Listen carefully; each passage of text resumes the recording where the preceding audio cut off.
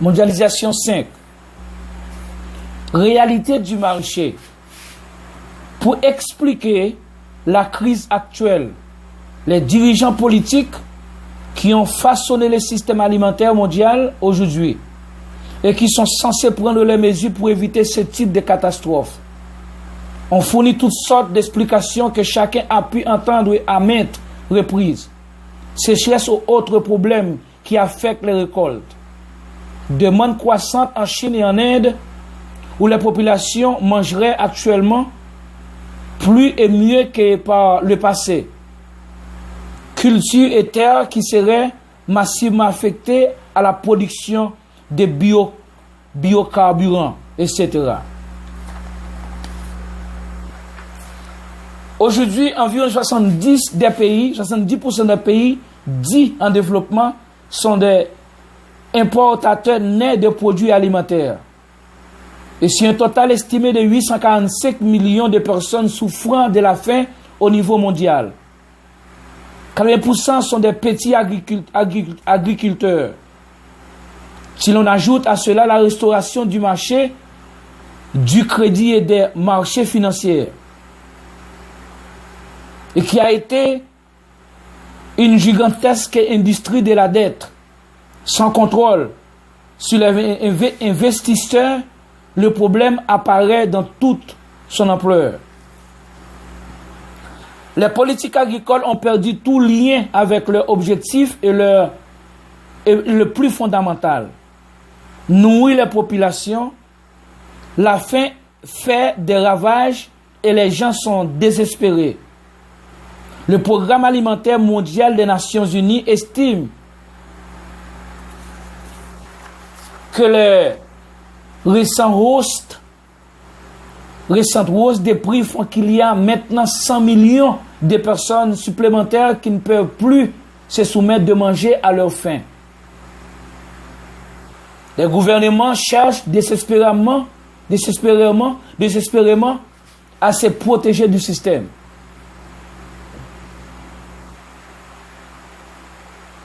La situation est encore plus grave pour le riz. La Chine, l'Indonésie, le Vietnam, l'Égypte, l'Inde et le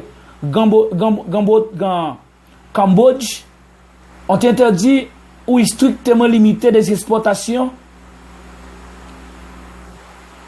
qui se laissent que quelques rares sources d'approvisionnement, principalement la Thaïlande et les États-Unis. Des pays comme le Bangladesh ne peuvent acheter le riz dont ils ont besoin du fait du niveau élevé des prix. La situation actuelle n'est pas tenable. Il suffit de regarder Haïti. Il y a quelques décennies, ce pays, Haïti, était autosuffisant en riz. Mais les conditions des prêts étrangers, en particulier ceux d'un ensemble de financement accordés par les FMI en 1994, l'ont obligé à libéraliser son marché. Un riz bon marché en provenant des États-Unis a inondé le pays, soutenu par des subventions et de la corruption. Et la production locale a été anéantie. Les prix du riz ont maintenant augmenté de 50% depuis l'an dernier. Et l'haïtien moyen n'est plus en mesure d'acheter suffisamment pour se nourrir. Les gens descendent donc dans la rue ou risquent leur vie pour rejoindre les États-Unis en bateau. Des manifestations contre le prix des denrées alimentaires ont également eu lieu en Afrique de l'Ouest, de la Mauritanie jusqu'au Burkina Faso. Excusez-moi. Là aussi, les programmes d'ajustement structurel et les dumping de l'aide alimentaire ont détruit la production du riz de la région, laissant les populations à la merci du marché international.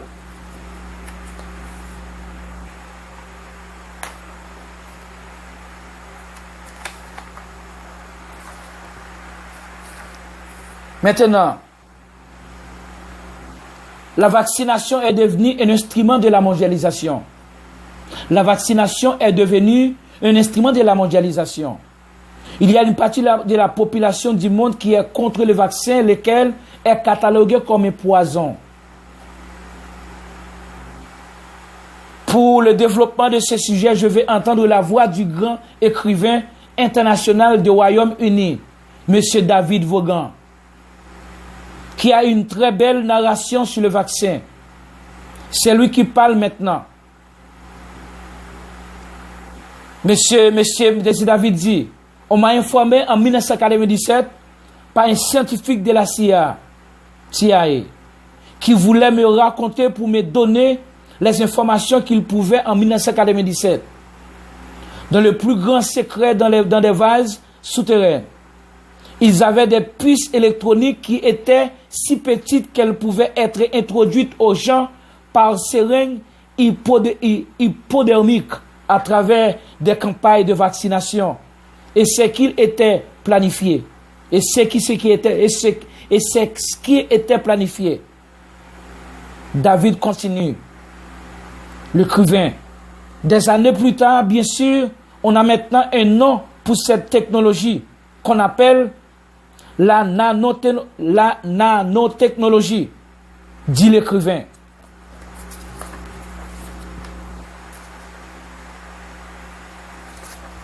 Il m'a dit que le plan était d'utiliser la vaccination pour introduire ces puces électroniques maintenant. Pour introduire ces puces électroniques. Maintenant, vous regardez d'autres exemples de cela. Par exemple, en 1969, il y avait un docteur appelé Dr. Richard Day, qui à l'époque était à la tête de Planned Parenthood, qui est une organisation eugénique. C'est pourquoi ce nom est très eugénique, racontait David.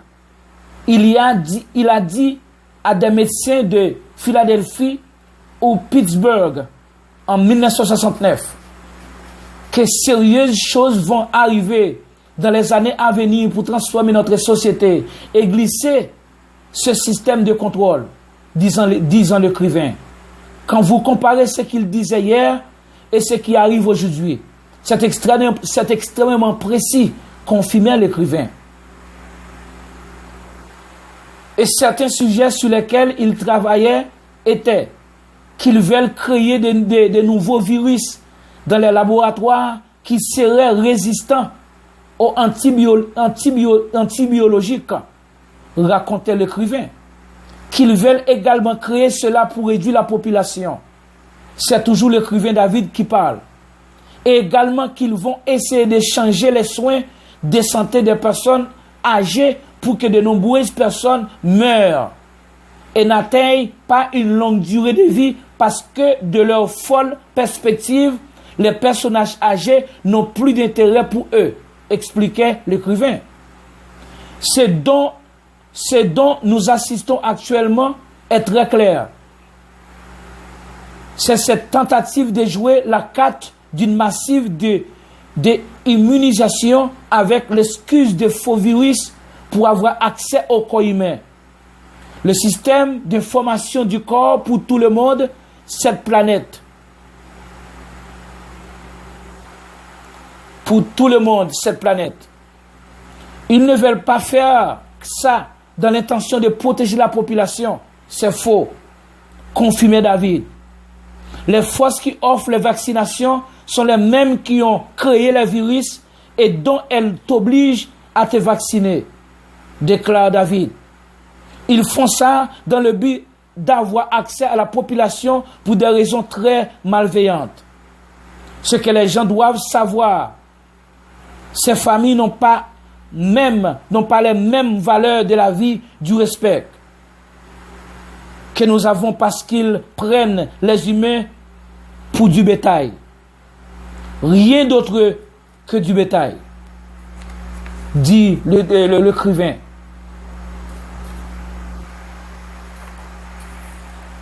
Une manipulation sanitaire sous forme des offres ou des belles propositions sociales. Moi, Wilder, j'étais à Georgia, les États-Unis. J'entrais dans une pharmacie pour acheter un cadeau pour une personne, l'une de mes compatriotes qui faisait des études d'université en Haïti. Après avoir acheté le produit, et on m'a donné le récit dans lequel je lisais la proposition suivante. Si vous prenez le vaccin maintenant, on vous donnera le 20% de tous vos prochains achats. Quand je voyais ça, je retournais à la caisse, je demandais à la caissière pourquoi ce vaccin qu'on est en train d'offrir gratuit aux clients. La réponse était pour geste de prévention contre la grippe, papillomavirus, poliomyélite, etc. Je lui faisais une question. Mais qui pourrait être malade? Vous, elle m'a répondu. Je lui posais une autre question. Si c'est moi, pourquoi on doit me payer pour mon propre traitement? Au contraire, c'est moi qui devrais payer pour ça. Je me suis étonné de voir comment ce pays, comme les États-Unis, qui vont faire payer même pour l'air que vous respirez dans son territoire. Cependant, non seulement la restauration de votre santé est gratuite, on vous donne en plus de ça de l'argent ou des rabais dans vos achats. La santé est l'une des choses la plus coûteuses du monde. Tandis qu'aux États-Unis et autres grands pays du monde, on vous paie pour vous traiter et on vous offre de l'argent, des cadeaux, des rabais dans vos achats, des cadeaux pour les enfants pour prendre du vaccin en vue de restaurer votre santé. À tout à l'heure.